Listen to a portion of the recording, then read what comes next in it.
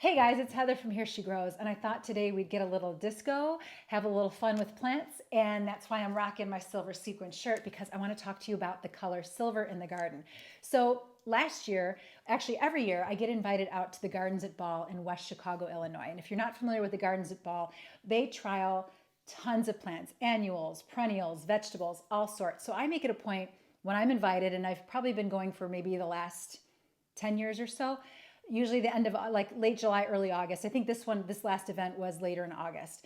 I make it a point to go. I do not want to miss this. And there are so much. The gardens are meticulous. They're gorgeous.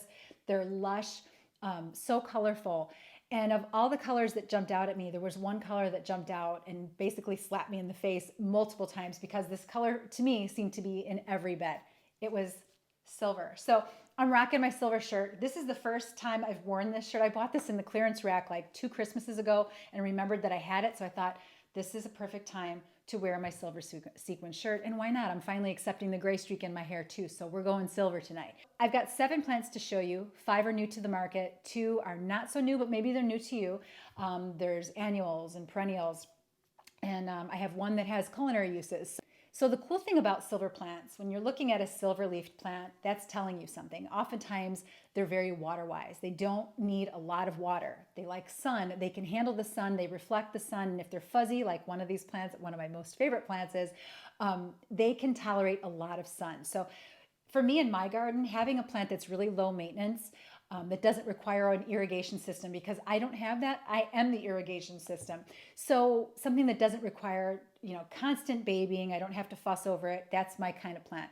And every one of these plants has landscape uses and container uses. So it might translate well into either of those areas for you. So if you've got sun, actually, one of these plants is for deep shade and it's silver as well.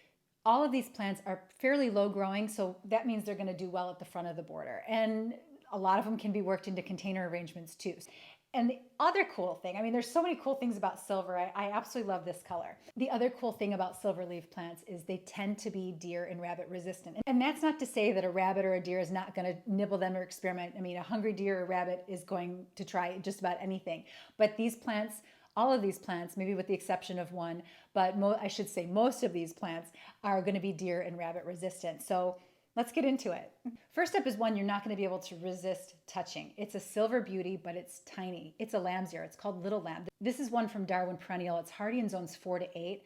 Full sun, lean soil, sharp draining soil, it'll love. You don't have to fertilize it. You just want to make sure, like with any other new plant that you're introducing into your landscape, you keep an eye on it for the first, I'd say 3 to 4 weeks. Make sure that you're watering it so it's got time to set roots and really adjust to that location, but likes plenty of sun. Now, in my garden, I have an open garden in my neighborhood every year. So for one day, usually it's a Sunday in the summer, and I open both my gates and I invite anybody in the neighborhood in.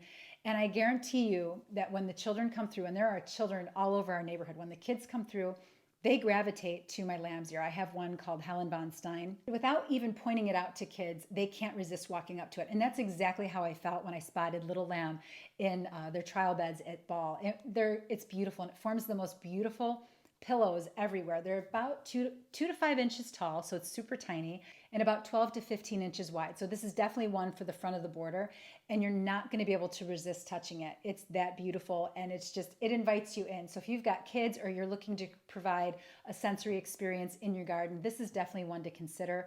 And when it flowers, and the flowers are cute little blue flowers, the flower stalks are not quite as tall as ones that you might find sporadically on Helen von Stein. So definitely one for the front of the border, and you will not be able to resist touching it. This next one is another one from Darwin Perennial. It's Salvia Silver Scent, and it has ornamental and culinary uses. So it's a sage, so you could cook with it if you wanted to. But what struck me about it is the mounding shape that it had. It was very upright. I love plants that look tidy all on their own, and this was doing just that at the front of a raised bed border at Ball. So about 2 feet tall and maybe not quite, maybe 2.5 to 3 feet wide. It had a really nice tidy habit, and I'm told that in the springtime it's absolutely covered with blue flowers. So I didn't get a chance to see that, but I trust what they tell me about it at Ball. It's a gorgeous plant and definitely one to consider if you want something that might be just as pretty in an ornamental garden as well as a vegetable garden. This next one, also from Darwin Perennials, is a Centara. You might know it as dusty miller. It's a snowflake dusty miller, and it's called silver swirl. And it's got the most frilly leaves on it. It's about a foot tall, a foot wide, another full sun lover, deer rabbit resistant. And the cool thing about it is it might overwinter here. I just don't know. If I have it in the right microclimate in my garden, possible that it could. It's hardy zone 6B to 9B. I've recently been moved up from 5B to 6A, so there's the possibility that it'll overwinter. I think that's, we'll see. I don't know. But I can see this trimming out the front of a border or as a splash of silver in a container. I think that would just absolutely glow. I should mention too that all of these silver plants are really wonderful. If maybe you want to have a garden and you work all day long, so maybe you don't do a garden because you're never there to enjoy it. So maybe a moon garden is right up your alley. So moon garden would be things like you're planting things that would glow in the moonlight. So white flowers, silver leaves, all of those things are going to reflect the light and glow at a time of day when you'll actually be out in your garden and able to enjoy it, even if it's, getting towards sunset.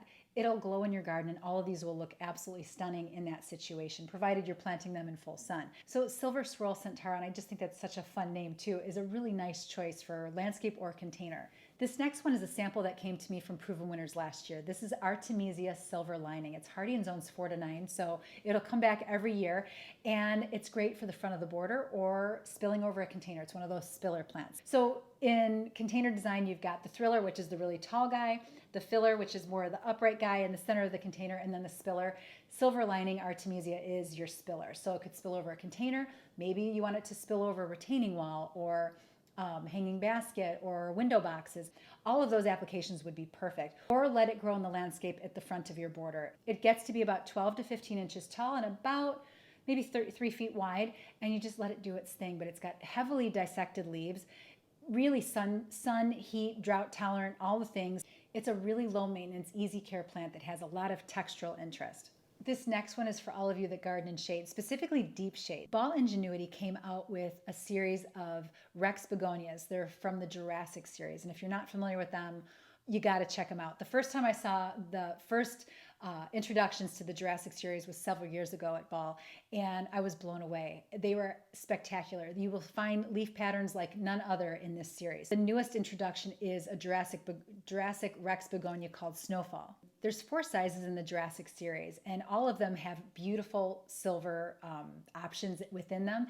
The smallest grouping is Jurassic Dino. Then there's Jurassic Junior, which is the next size up, leaf size and overall plant size. Then there's just Jurassic, and then there's Jurassic Megalo, and these guys are beasts. They are so huge. The leaves are enormous. The color patterns, there's one called Pink Splash that I absolutely love. The Snowfall one is new. It's beautiful as well, and I think that is the Jurassic size one, so that's kind of the medium size one. But check them all out because you won't be disappointed what's available. And for all you shade gardeners, this is a great option, especially for moon gardens, to really brighten up those dark spots in deep shade. This is an opportunity to do that, provided that you're not overwatering it, because too much water is the kiss of death for Rex begonia. So you really want to get in there with your fingers and test it before you water it, make sure it needs water. But the Jurassic series from Ball Ingenuity is definitely something to check out. I should mention too that these are not perennial. These are pretty delicate plants. So they're only hardy to about 50 degrees. So that means for me, I would bring these in the wintertime if I wanted to treat them as a house plant. If you live in a very warm climate where temperatures never drop below 50, you're going to have them around much longer than someone like me. This next one is not new, but I think it's definitely worth mentioning because I saw it for the first time at Ball being used in a different way. It's Silver Falls dichondra. You might know it as silver nickel vine or silver pony feet, but it's Silver Falls, and it was used in a different way at Ball, and I've always seen it used in containers and window boxes as your spiller element. So it's just pouring over the side. And it's such a great plant for that application too, because it does exactly what you want it to do. It spills over everything. But at Ball, they used it in a different way, and it was a way that I hadn't seen before. A very sunny spot. Silver Falls dichondra likes a lot of sun. Doesn't want to be overwatered, obviously, like the rest of the plants in this lineup. But they had it growing in the landscape, and it was in a raised bed, very sunny area, and it was allowed to just crawl all over the surface of this bed and then spill over. I think it was a brick retaining wall that was there, spilled over it, completely softened the edge, and it was a beautiful look. And I really thought, man, that is a gorgeous way to use Silver Falls dichondra that I had not considered before. It's always been a container plant for me. Silver Falls all of a sudden became a very versatile plant. It's hardy in zones 10 to 12, so it's not going to be overwintered here for me. It's going to be another one and done plant, but for that application, and they grow fast too. So if you've got a retaining wall that could use some softening, or maybe you've got a hanging basket. Ball also had a container that was simply Silver Falls dichondra, and it was stunning. And it was this entire hanging basket. It was hanging from a pergola in their vegetable garden area, and it was just dripping down the sides of this container, and it was stunning, planted all by itself. And it's easy to maintain. If it gets too long, you just give it a quick haircut and you're done. Easy plant to maintain. It does exactly what you want it to do, and it grows really fast. I would be remiss to not mention this last one, and it's not new. It's been around for a long time. I've grown it in my garden for years, and it's one that I think I'd be doing you a disservice if I didn't tell you about it, because it's that beautiful. The leaves are so huge and so striking, and it's one of those plants that you cannot resist going up to and touching and just admiring. It's that beautiful. It's Salvia, argentea, Artemis, or silver sage, and I get the seeds from Select Seeds every year just in case my plants do not come back. They are considered biennial, although I've found that they are returning every year now. So, but they're biennial. The first year, I start them from seed indoors, usually in March, and plant them out in the garden.